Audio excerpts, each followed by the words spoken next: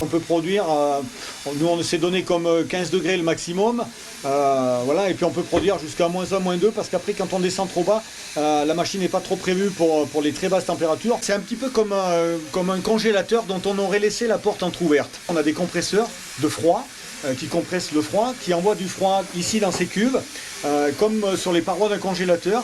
Il y a une glace qui se fait tout autour, et à l'intérieur de ces cuves, il y a des rabots qui tournent et qui arrachent ces paillettes de glace, qui les font tomber dans une trémie, et après on a un propulseur qui fonctionne sous le principe du venturi et qui expédie ça sur les pistes.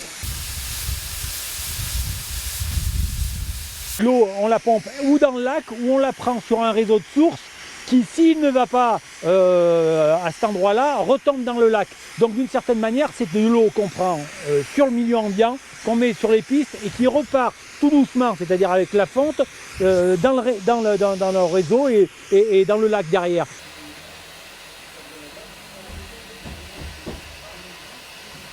Ces 5 machines, elles consomment 90 kWh, donc c'est quand même, voilà, c'est de la consommation, mais elles restituent plus de 200 kWh pour chauffer l'ensemble de nos bâtiments, le parc Aventure et les bâtiments d'exploitation. Donc d'un point de vue consommation d'énergie, c'est quelque chose qui est voisin de zéro, ce qui est quand même très intéressant.